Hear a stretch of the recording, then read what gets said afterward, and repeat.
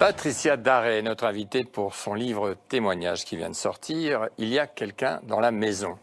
Alors, on comprend peut-être par ce titre que vous êtes capable de déceler la présence d'individus de l'au-delà, qui ont d'une vie antérieure et qui se manifestent sous forme de fantômes aux yeux de ceux qui occupent la maison.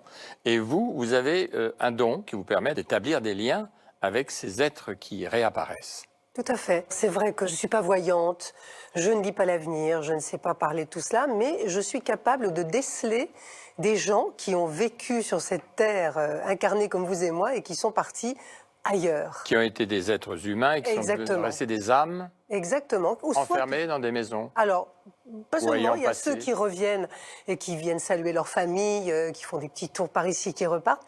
Et puis, il y a ces fameux fantômes desquels j'avais envie de parler. J'avais envie d'en parler et pas trop envie d'en parler parce que je me disais, les gens ont peur des fantômes. On aime savoir que nos défunts nous parlent et nous aiment, mais on n'aime pas trop savoir qu'il y a des fantômes dans le coin. Et je me suis dit, ces fantômes, ils sont abandonnés depuis des siècles bien souvent. Personne n'en parle, on les traque juste pour les fuir, hein, pour se faire peur. Ils sont récupérés un petit peu par nos histoires, nos fables, nos films. Mais on en a toujours peur et on ne sait toujours pas qui ils sont et ce qu'ils nous veulent. Et ce ne sont pas forcément des fantômes nocifs, ce sont des fantômes qui veulent manifester peut-être quelque chose qui ne leur a pas plu et qui est resté gravé dans leur esprit. Souvent, ce sont des gens désespérés.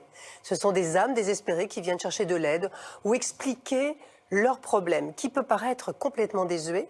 Ce sont des problèmes dans lesquels ils se sont enfermés en partant. Et vous savez, quelquefois, on s'enferme dans une pensée. Nous-mêmes, on s'enferme dans des pensées, on tourne en boucle. Eh bien, eux, en partant, se sont enfermés dans des pensées. Ils tournent en boucle pour l'éternité, ce qui est un peu long.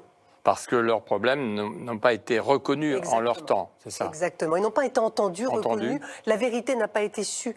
Ça peut être le fantôme qui est innocent, qui a été accusé d'un meurtre. Ça peut être celui qui a été assassiné, dont on n'a pas retrouvé le corps. Ça peut être celui qui a fait quelque chose que personne ne sait, qui a envie de le dire avant de partir. Vous avez ce talent qui vous permet peut-être d'entrer en contact justement avec ces esprits et de leur apporter une réponse, à leur appel à l'aide un peu, non? Oui, c'est ça. C'est-à-dire que j'ai cette capacité d'entendre et de parler avec les gens défunts. Alors, je sais que ça paraît déjà un peu curieux, mais c'est comme ça. Et je me suis dit, pourquoi ne pas mettre cette capacité au profit, justement, de ces maisons qui sont disharmonieuses et qui posent problème. Alors, ce que je fais, c'est que j'aime bien aller m'enfermer la nuit, parce que la nuit, c'est quand même le meilleur moment pour voir les fantômes. Bizarrement, on se dit... C'est plus inquiétant, mais c'est le plus propice. C'est le plus propice, hein, puisqu'il y a l'obscurité, les températures baissent, l'humidité monte, donc tout est réuni pour pouvoir voir ces apparitions. Et puis, je me dis, il faut y aller, il faut les rencontrer, donc je m'enferme pendant une nuit ou 2 nuits, s'il le faut, dans les lieux où ils sont. Alors, dans ce livre, vous nous détaillez quelques-unes de ces expériences que vous avez vécues, vous, et c'est ce dont nous allons parler dans un instant. Nous parlons de votre livre « Il y a quelqu'un dans la maison », à travers ce pouvoir que vous avez de rentrer un peu en communication avec l'au-delà, et vous allez nous raconter quelques-unes de ces anecdotes qui illustrent cette expérience. Alors, il y en a pas mal des anecdotes. J'en ai choisi 7 dans le livre, parmi lesquelles des manifestations extrêmement différentes les unes des autres. Je suis allée d'abord dans un château. Il faut forcément une histoire de château hanté quand on parle des fantômes, mais bien sûr. J'ai été alertée dans le Poitou par des propriétaires d'un château qui avaient des gros soucis, c'est-à-dire qu'elles ne pouvaient plus rentrer dans le château et vivaient à côté, hein, dans une petite maison à côté, parce que quand elle ouvrait les volets, tout simplement, elle entendait des ricanements, des gens qui couraient derrière elle, et on se moquait d'elle, des petits ricanements d'enfants et des petits pas un petit peu partout. Lui, il entendait, quand il travaillait dans le parc, un homme, tous les jours à la même heure, qui hurlait dans le château et des enfants qui pleuraient. Donc on m'a appelée et puis bon, j'y suis allée et nous rentrons et on entend des cris. Et on va faire une investigation qui va nous emmener évidemment dans une chambre. Et la chambre était fermée à clé, bizarrement, depuis des années. Personne n'y rentrait, comme dans les films. Pareil. Et donc, quand on est rentré dans la chambre, eux sont restés à la porte, ne m'ont pas suivi, et je vais dans le cabinet de toilette, parce que c'est souvent dans le cabinet de toilette que les manifestations ont lieu. Au début, on ne comprenait pas pourquoi, parce qu'il y a de l'eau.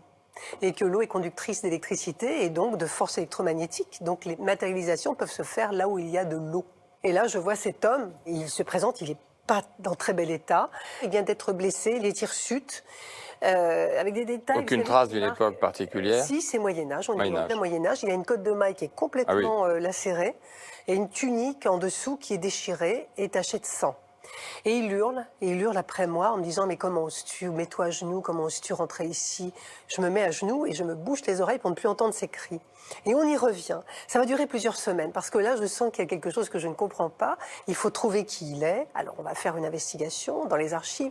Qui est cet homme? Il faut aller chercher des noms. Il ne me dira pas son nom et on va le retrouver, son nom. On va savoir pourquoi il est là, pourquoi il est en colère. Mais l'intérêt de cette histoire, c'est que dans le château, il n'y a pas que lui. Il a pris en otage 17 fantômes. C'est la première fois que j'entendais dire qu'il y avait des otages. Et la chose se termine bien parce qu'on va savoir qui il est. Je raconte dans le livre comment on a su son nom, pourquoi il était là, pourquoi il était en colère, comment il avait été trahi. Laissez-nous un peu de suspense. Un peu de suspense. Ouais. Je n'en dirai pas plus, mais on a réussi à le faire partir. Aujourd'hui, le château est calme, plus rien, voilà, ils ont repris possession des lieux. Il est libéré, il est parti et la paix est revenue. C'est-à-dire que la vérité est faite. Merci beaucoup en tout cas pour cet extrait de votre livre passionnant. Il y a quelqu'un dans la maison, Patricia Daré était notre invitée. Merci. Merci.